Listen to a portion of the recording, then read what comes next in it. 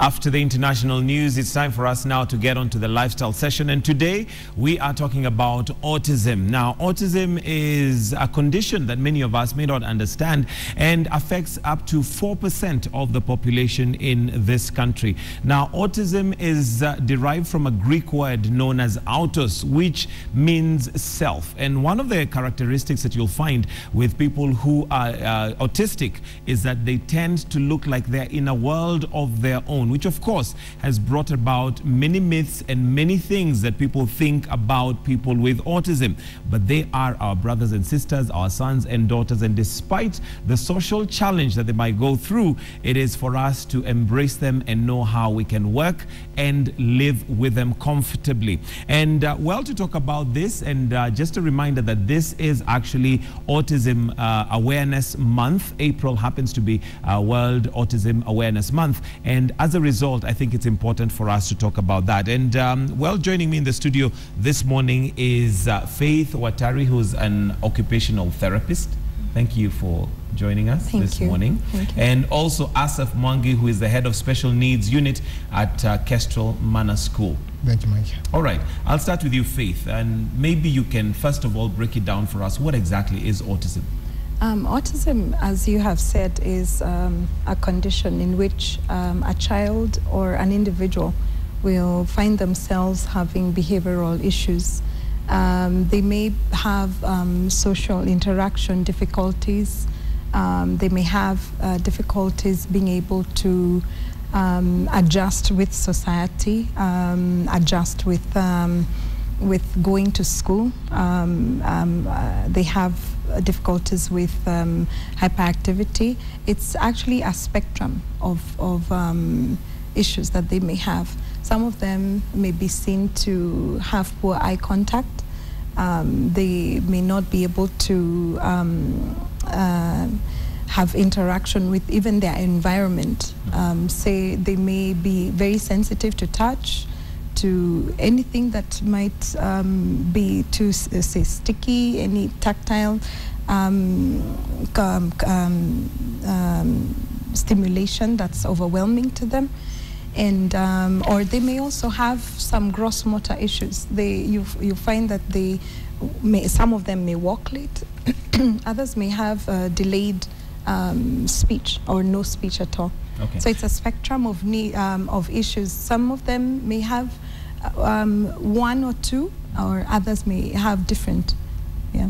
Okay, so is this something that is identifiable at a very young age? Yes, it is. Okay. It is. And what are some of the symptoms or things that one would identify? Because obviously, if it's an issue that deals with your the way you socialize with others, at what point do you identify it? Okay.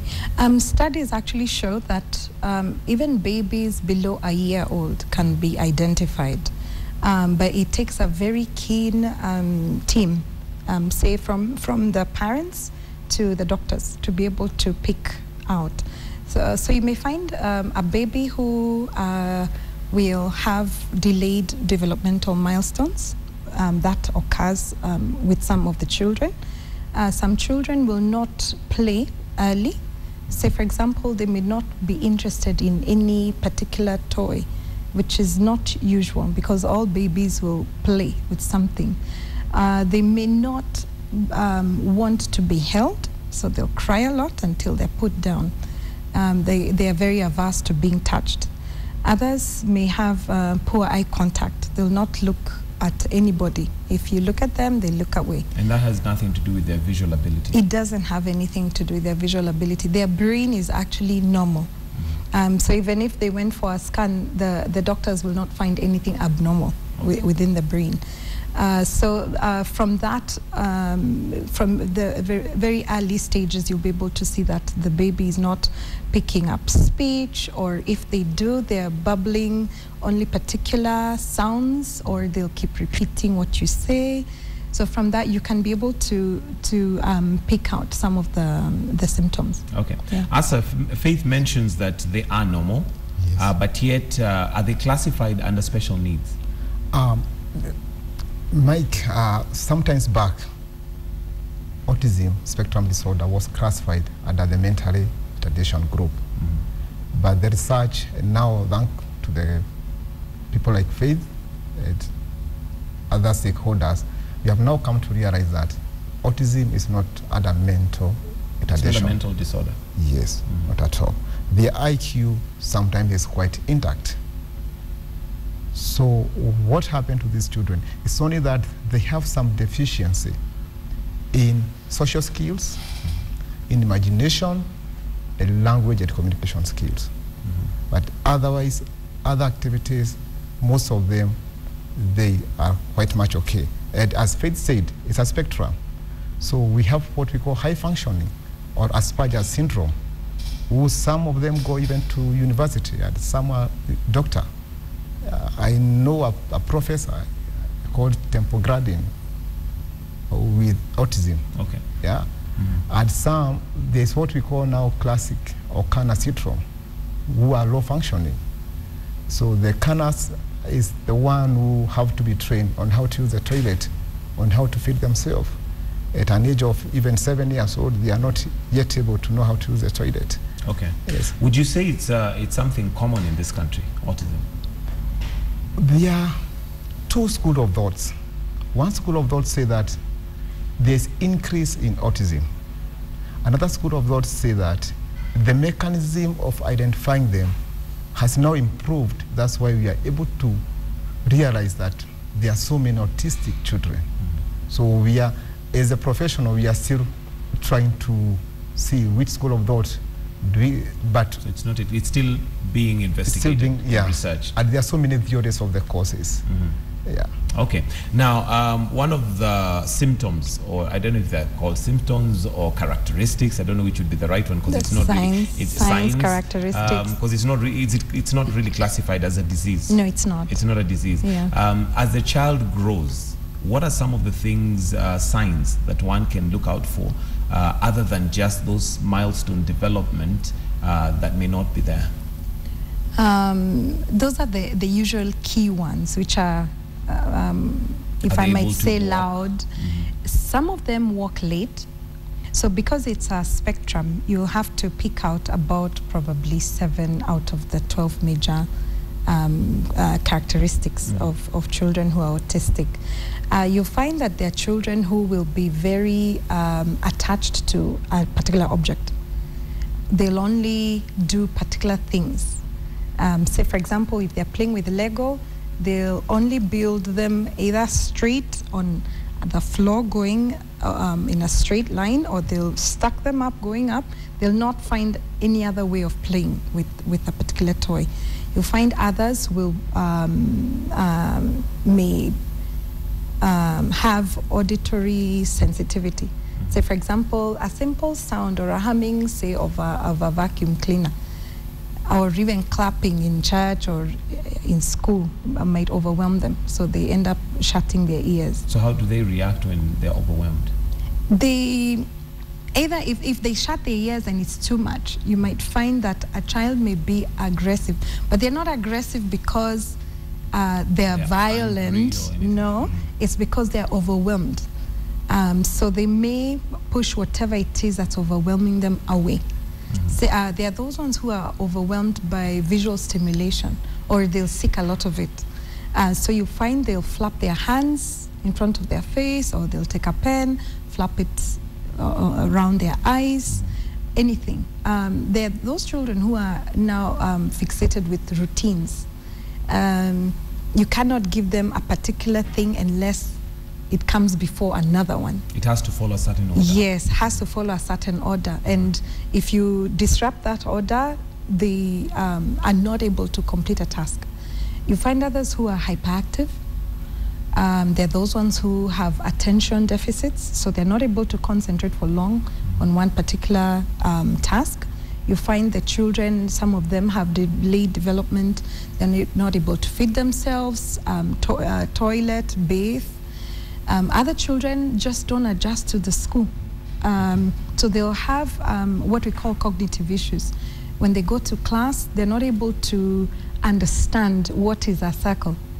So a circle could be a triangle, and that could remain for the rest of their life unless it's corrected by specialists. Yeah. Okay. Asaf, now that they're not placed under special needs, can you integrate this kind of a child into just the normal schooling system, especially given the challenges that she's mentioned? He may not recognize just a circle. Yeah.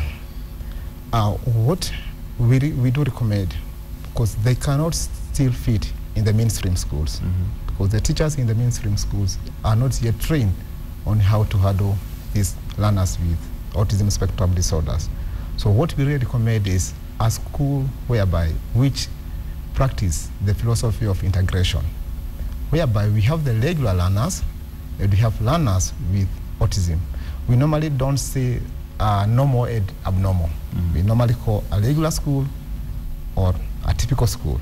So when we mix them together, these learners who have these odd behaviors in their social skill, they can be able to learn from the one with the desired behaviors. Okay, and I'm sure based on the fact that they're different and special in a way, what are some of the myths that surround people with autism? First, I'll correct you, going back to the part of special needs. They do have special needs. Okay, but he mentioned and said that they're not categorized under special needs children. No, they are not categorized under mental. Okay. Yeah, mental. But they do have special needs. They do have special needs. Any child with a special need or an individual with a special need is a person who requires extra help, probably from a specialist, a trained person. So the fact that an autistic child will probably need a shadow teacher to go with them to school, they'll need an occupational therapist, a speech and language therapist, a special education teacher, that now makes them get categorized into special needs. Okay. But going back to the myths, there are those myths come all the way from the medical team all the way to parents and to the village. Many times we'll find that the doctors who will identify these children early will say take them to a regular kindergarten, they'll start talking. They'll develop the skill. They'll develop the skill of speech, which is actually not correct. They do need an individual who is trained in speech and language therapy to come and train them in how to acquire speech and language abilities, being able to communicate, even if it's not with speech, but being able to communicate even visually what their needs are. Other myths are, of course, the usual, that it's witchcraft, my child is bewitched, or the parent did something when they were expecting, either they fell down. There are myths on eating bad foods, so they vary depending on culture. Yeah. All right, and just for those of you at home, in case you're joining us now, April happens to be Autism Awareness Month, and today on Our Health, we're talking about autism. With me in the studio is Faith Watari, who's an occupational therapist, and Asaf Mwangi, who is the head of Special Needs Unit at Kestrel Manor School. And remember, if you've got comments, maybe you've got questions, concerns, maybe there are certain things that you've noticed in your child that you'd like to find out, or maybe even individuals who you work with or you interact with, and you'd want to know whether those would be living with or they have autism. The numbers now displayed on your screen. You can call us, or you can also tweet, and the Twitter handle is at Sophia Wanuna or at Michael G. Gitonga. Now, Asaf, are there schools that are specific for children with autism? Yeah, there are schools which are specific, and as Faith said, a school which cater for learners with autism must have an occupational therapist, must have a speech and language What does an therapist. occupational therapist do? Occupational therapist is like herself. What does she do? She What can do you say do? what she do. Okay. In occupational therapy, our work is to ensure that this child is able to live a regular life, as normal as possible. So we want to train, in the case of autism, but we work even away from autism. But in the case of autism, since this is the topic we're discussing, children with autism may not be able to have social skills, which are very important. Everybody has a social life. They may have poor play skills, so they're not able to engage other toys, which now stimulate their cognitive skills, their reasoning and problem-solving skills. They're not able to work. So as an occupational therapist, you are specialized in other areas, but also in autism, yes, to work with them. Yes, exactly. And to develop their skills. Exactly. Okay, Yeah. I'll come back to Asaf, okay, and you're explaining. So a special school should have an occupational therapist. Occupational therapy, speech and language therapy, because one common indicator of learners with autism is language and speech, or speech and language disorder. Most of them, they are mute, they don't talk. And some talks, and some also have what we call echolalia. Like if I ask you, what's your name?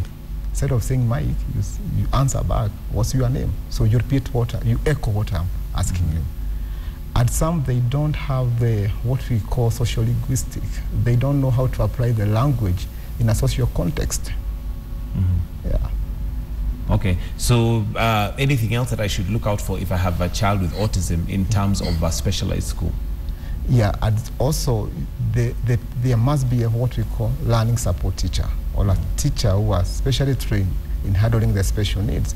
Because you see, these are child who have some special need, like they don't only need to be trained on how to read and write, but they also have to be trained on how to use the toilet. They must be trained on how to dress. And this teacher must also work together. It's not a one-man show.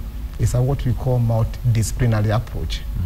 And also, like she said, the play therapy also come into place, especially at early intervention.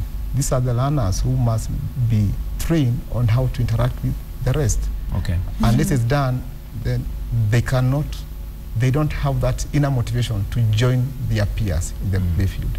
All right, maybe Faith, I could now, add on to what he said. Sorry, the schools depend. Okay, in Kenya, of course, it's only now that we're being able to put up structures and schools which cater for these children. Depending on the area of the spectrum within where the child is, there are those children who are able to get integrated, but they still need a lot of help to maintain them within a regular school. And there are those children who will not be able to go through the regular school. They need the special school. And there are many myths out there that if a child goes through a special school, they cannot acquire an education, which is not right. If a child goes through a special education school, then they are with a team of experts who are trained how to teach them. If a child goes through a regular school, the teacher is not trained, the teacher doesn't know what approaches to use, they're not able to modify the education system, they're not able to modify the examination, so the child is not able to excel.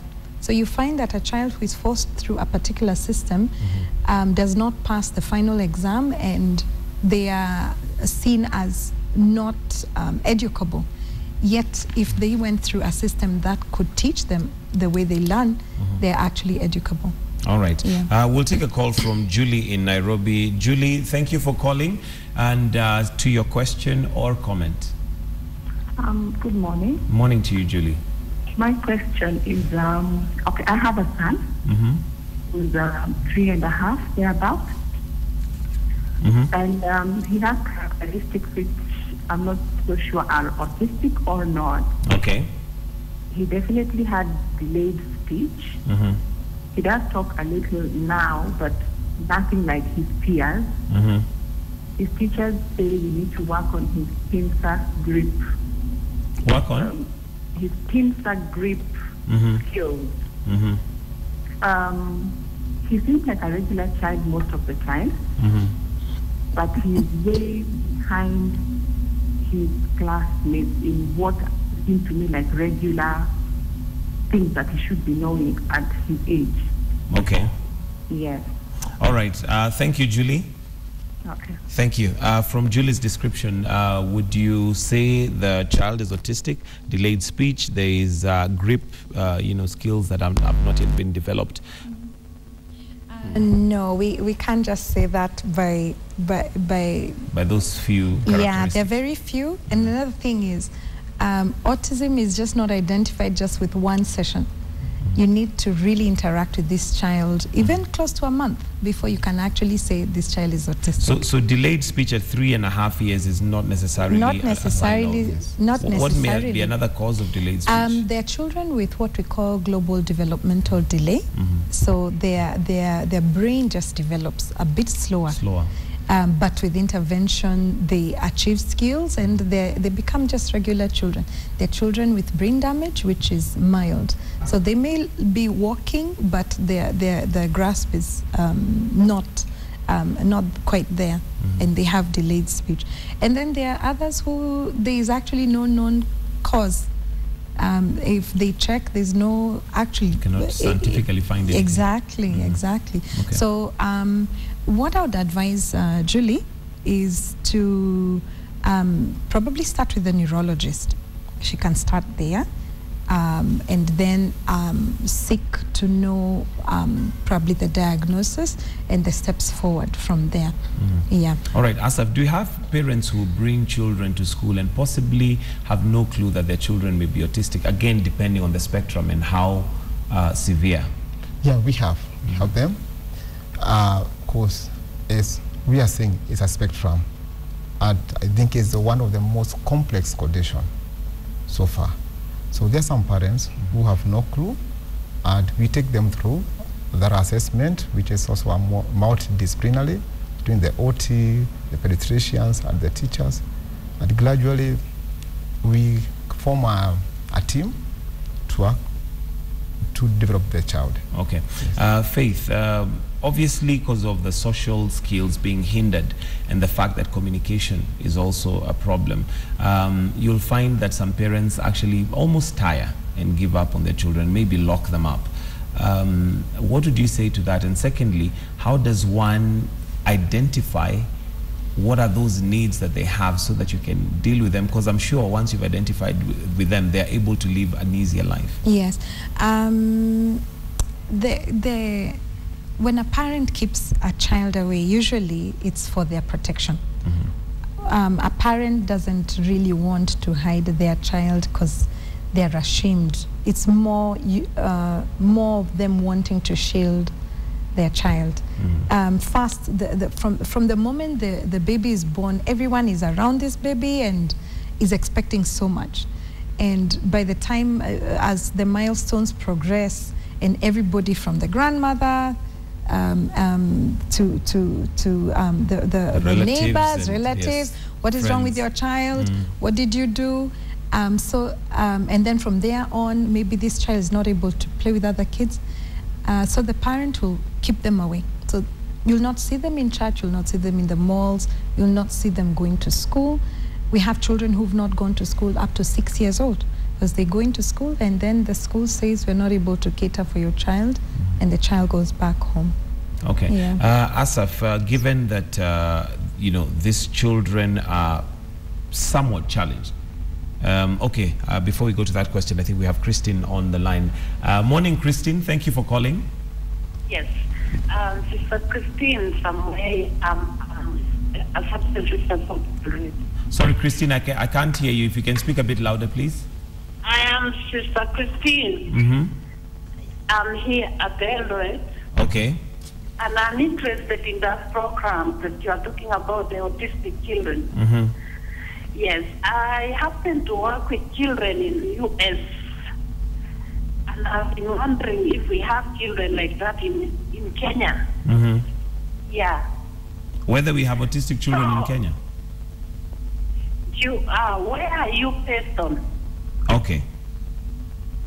All right. Thank you, Christine. I think she wants to know your location, but maybe we'll get to that as we get to the end of the show, where somebody can find help and your location and where you are. But Asaf, given that these children are somehow challenged in terms of their social skills within the school, are the other children trained how to work with them? Because they could also be neglected and sort of banished to a corner which would not be fair. Yeah, that's a challenge, Mike. But what we normally do, of course, integration it's a two-way traffic. You also have to talk to the typical learners on how to cope with the learner who are special needs. Typical here meaning those who are not autistic? Yes. Okay. They must be talked to. They must be explained why this child is behaving this way for them to understand. Unless that's done, the full integration, it won't happen. And as what Faith said, we still have the special schools whereby these learners are just amongst themselves. So there's no any other typical learner them. But what we are saying may happen in either a mainstream or in an integrated situation. Okay. Faith, does the severity decrease depending on how you treat them? Yes, definitely. We are really preaching early intervention a lot. And I think we only have 2 early intervention programs, in 2 or 3 in Kenya, which is about 3, which is very, it cannot even scratch the surface on the care of these children. What happens is, as soon as a parent realizes there's something, it's let them know that it's okay for them to inquire about it. Let them not be quiet, because the moment early intervention begins, then the possibility of this child acquiring a regular life is highly increased. So we find that the children who have come to our program, and we've done early intervention with them, and we have a team around them, are able to even integrate back into a regular school. So we put them in a situation where there's early intervention with quite intense work done with them. And the goal usually with early intervention is, can we take this child back to an integrated system? The other thing that is very important to note is the brain regenerates cells until 7 years old. After 7 years, it does not regenerate the brain cells. So if a child is given or provided for with intervention modalities before 7 years, and it's very intense, then we can correct the neural pathways within the brain that are causing issues. Say their cognitive issues, the cognitive areas in the brain, we're able to change the pathways in how they understand. Yeah.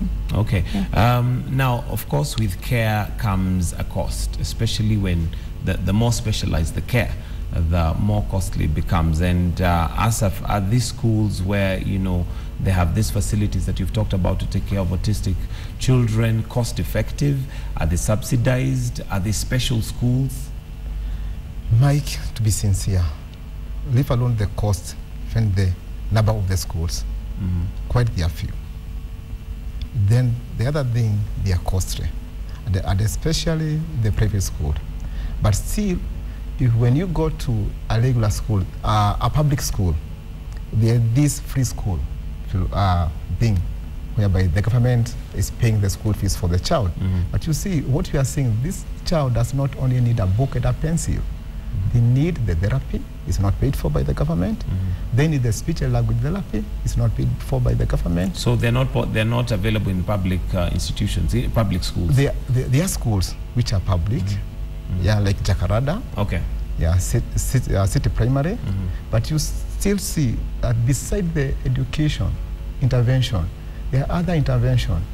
Like Faith will agree with me, they also need a specific diet, some of them. Okay, we'll come to the diet. I'll pause you there because I want to take a call.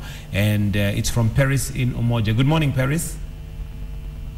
Do we have Paris in Umoja? Hello. Yes, thank you for calling, Paris. We are listening.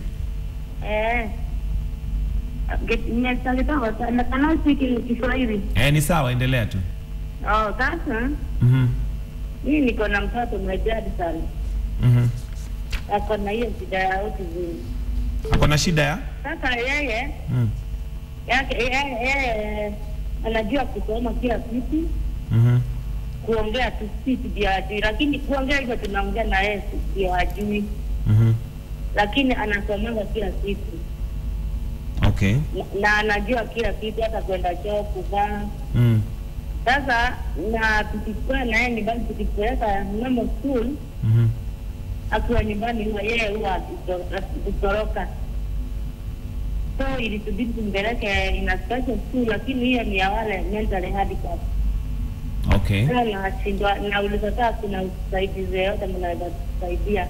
Okay. Na ni wa miaka ngapi? Ako na 12 years. 12 years.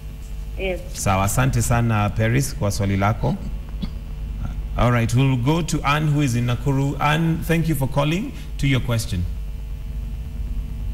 Okay, I think we've lost that call. Coming back to Paris's question, she's got a 12-year-old child who seems to have, he understands a lot of stuff, but I think the challenge that she's talked about is also regarding the school, and the only schools that are available are those for mentally handicapped. Is that a place that they can take care of that? I think these, as we had said, the special schools sometimes are misunderstood to be thought of as only catering for children with mental disabilities. They usually should cater for all children with special needs. That's why they're called special schools. The issue Paris may be having is that maybe her son is higher functioning than the rest of the peers. The spectrum is... Yes, exactly. So she may feel discouraged to take her son there, especially if the teachers may not be able to challenge him well enough. There's EACs, which I don't know if they, which one is in around Umoja. Around Umoja, she can go to Jogo Road. Jogo Road's St. Anne's Primary School, around there. Yeah. There's the EAC. She can go to Kise. She can go to Autism Society of Kenya. Okay, and maybe even to move that conversation forward, because Paris, I'm sure, represents a number of parents. What does one do when your child is sort of because that spectrum is wide. There are those who have mild, I don't know if I can call it mild forms of autism. There are those who are severe. Now, if yours has mild, so may not fit into the mainstream school, and again, not too severe to go to where, you know, you have special, how does one deal with that, Asaf? Yeah, and that's where we are saying that we have what we call integrated schools. Yes. And what is an integrated school? It's a school whereby it's a regular school, but it can be able to integrate a child with mild autism. Yes, but still with support. Okay. Yes. Now, you said that the severity decreases depending on the care that one gets, and these children may develop and even go to campus and university and maybe even hold regular jobs. And I'm saying that to mean that possibly sometimes we work with people who are autistic and may not understand that their behavior is a reflection of their autism. What are some of these signs that we may see now away from the children? Maybe our colleagues who we work with maybe think they're just weird. Yeah. So you may find colleagues who will probably shy away from the social life. They will not mix very easily with other people. They're content to remain in the jobs that are very quiet. For example, they may be the IT specialists, the camera people. They're really behind the scenes. They're not going to be out in the front. They do not like limelight at all. But how do you differentiate now between that and somebody who's just genuinely shy? There are those who initially are very shy. They'll be in the background. They'll be happy to be in the background. But as they warm up, you know, they will develop. So how do you differentiate between the two? It takes a very keen eye, actually. A very keen eye. You have to really be close to them in order to identify. For the rest of the world, they'll be the weird people. So you find they do not want you to touch their things. Don't touch my things, don't move them away. And they line their things in a particular order. They eat in a particular place, sit in a particular place, park in a particular spot. Don't come park your car there. Dress in a certain way. They don't deviate. They only use one particular toilet. Will only probably use one microwave in the office. Very structured. Very highly structured. Very neat and organized, and with order. If, say, for example, you on Tuesdays is a staff meeting and other things that you do, Once that staff meeting is cancelled, it disrupts their day. Why did they cancel? And it becomes an issue. And it becomes an issue for them because you've disorganized them. They are not able to deviate very easily. They are very structured. Yeah. Okay, Mr. Mwangi. To add on that, they are so rigid to the routine that what I do when I wake up, I can do it over and over for the rest of my life. And also one thing is also the social skills. They don't know what to say at a specific time. They may say something, they are genuine, but they may hurt you. But they don't know that I should not say this now, but I can say this at a different time. At a different time. Also, what she said before, the sensory overload, it may still continue. They detest any sense of touch, any tactile stimulation. They may avoid the noisy places. And do we have specialized learning for institutions like university? Because we've talked a lot about the early education in primary school and all that, but what about when you now get to campus and colleges and all that? In Kenya, they find their own way, Mike.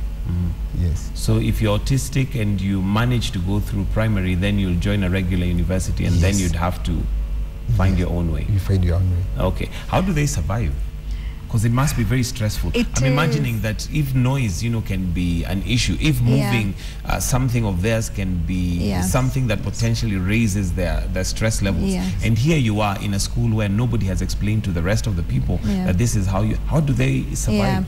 The issues that come out is some become aggressive because they will be totally overwhelmed, and the only other way to get the message out is either they'll move away everything or stop that noise, and you'll see that they're really struggling. Others fall on the wayside. A child who would probably go through the system and excel, the system actually kicks them out because they're not able to progress. Okay, we'll take a call from Esther in Tasia. Esther, good morning and thank you for calling. Good morning, how are you? Very well, thank you. Mine is I wanted to encourage those parents with their children with their autism, because me, I have a boy who is now 8 years, and I realized he has a problem when he was 3 years. He could not speak, he didn't have the speech. So I used to take him to Kenyatta National Hospital for therapy, and it was doing so well. Today he's 8 years. When he reached at around 5 years, he has speech. He speaks fluent English.